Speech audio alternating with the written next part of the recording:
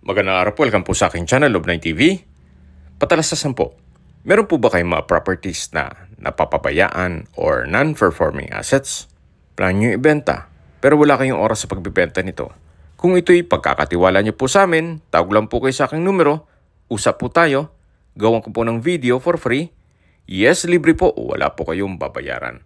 Tutulungan pa namin kayong mabenta ang inyong property. Kami na po bala sa marketing, sa boosting or paid ads. Even sa tripping, hindi na po kayo mapapagod sa pag-entertain ng mga buyers. Kami na po bala sa lahat. Tawag lang po kayo. Nandito po tayo ngayon sa Ginubatan Albay, dito sa Bicol Region kung saan meron po tayong bagong video presentation. Isang house and lot na may lot area na 444 square meters. Ito po ay along Barangay Road at may access na rin ng tubig, kuryente at internet provider. Dito po sa loob ng property ay meron po mga fruit-bearing trees, gaya ng langka, pomelo, mangga, lansones, papaya, rambutan, abukado, pili, kakao, at marami pong iba. Meron din pong mga tanim na gulay gaya ng laing, kamatis, talong, sili, pechay, at marami pong iba. Malaki rin po ang bakanting lote sa paligid nitong bahay. At ito po ay dalawang parsela. Ang unang parsela po ay 203 square meters at ang pangalawang parsela ng lupa ay 241 square meters. Ito pong bahay ay may floor area na 165 square meters more or less. Ito po ay well-maintained kaya ready for occupancy. Actually, kakaparenovate lang po ito ni owner. Akyat po tayo muna para ma-check natin yung kwarto dito sa taas. Dito po sa harapan ay malaki pa ng espasyo, pwede pong gawa ng pocket garden at lagyan ng garden set. Para every morning, dyan po kayo magkakape habang natatanaw nyo ang mga kapitbahay. Medyo elevated po itong lupa. Ito po ay nasa mataas na lugar kaya flood-free area. Napakatahimik din po ng lugar, sariwa ang hangin at sa klima naman po, banayad lang, hindi naman siya ganun kainit at hindi naman ganun kalamig. Ito po yung gilid ng bahay kung saan meron pong setback at malaki pa ang espasyo. So mula po dito, meron pong balkonahe o terrace bago pumasok dito sa main door. Yan po, napakalaki po ng espasyo nito. Ito po yung naka-concrete railing at mamaya po iikutan natin yan. Pasok po muna tayo dito sa loob. Naka-solid wood door at ito po yung living area o salas na malaki ang espasyo. Maayos naman po ang pintura ng ceiling at wall. At dun po sa dulo ay may access papunta sa kitchen. Check po muna natin itong kwarto na kung saan sa espasyo naman, hindi naman siya ganun kaliit at hindi naman ganun kalaki. Meron po itong dalawang steel window, then jalousie dito sa kabila. Sa pintura, ganun din to. Wala po kayong ipapagawa dito.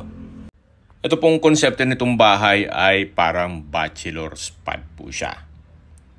Dito po sa living area ay napakalaki ng espasyo. Then meron pong mga customized glass window. Then may mirror. At dito po sa dulo yung tinutukoy ko na access door papunta dito sa dining area at kitchen. Meron pong glass window. Then, sa pintura maayos din. May kitchen countertop. Then, kitchen cabinet. Then, dito naman po yung concrete kitchen sink with faucet. At marami pong entry at exit points dito sa property. Isa na po itong natatanaw natin na kung saan yan po yung sa setback ng bahay na mula kanina sa first part ng video na ipakita ko na po ito. So yan po naman yung formal kitchen. Then meron pong access naman dito na papunta naman sa common toilet and bath na kung saan ito po yung naka-tile bathroom wall, maayos naman ang toilet fixtures, may water closet with bidet at may shower na rin po ito. Mula po dito sa common toilet and bath, meron din pong access door dito na papunta naman sa likod ng bahay at sa balkonahe o terrace. Ito po yung terrace na tinutukoy ko kanina, naka-concrete railing.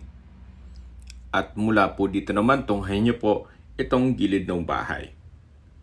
Mapapansin nyo po, although given na may kalumaan, pero maayos po ang structure ito. At dito naman po yung bakanting lote na pwede po kayong magtanim o marami pa po kayong pwedeng i-project dyan. Gaya pong nasabi ko sa inyo kanina, ito po yung dalawang parsela ng lupa. Ang isang parsela po ay 241 square meters kung saan ito po yung kinatatayuan ng bahay. At sa likod po nito ay malaki pa ang espasyo. Then ang pangalawang parsela po ay 203 square meters na kung saan ito po yung bakanting lote. Tungkol naman po sa dokumento nito, ito po ay tax declaration at ready na for titling. Hindi lang po pinalipat na ni owner para hindi doble-doble ang pagproseso ng titulo. Pero kung gusto nyo naman pong nakapangalan kay owner, mag-aantay pa po kayo ng ilang buwan bago makalipat sa kanya, then ililipat naman sa inyo. Pero ang gastos syempre, sasagutin ninyo. Ang gastos ng documentation. Pero mas maganda na po kung direct na po sa inyo ipatitulo itong property. Anyway, pag naibigan nyo po ito, pwede naman kayong mag-due diligence muna bago kayo makipag-close ng transaction kay owner. So balik po ulit tayo dito sa loob. Meron pong stairs na kung saan pababa po ito sa ground floor. Samahan niyo po ako. Baba po tayo. Ito po yung naka-concrete staircase at meron pong metal railing. Dito naman po ay meron pong built-in cabinet. At dito naman po yung access door papunta sa second bedroom. Ito pong second bedroom ay malaki naman po ang espasyo nito. Maayos din ang pintura ng ceiling at wall.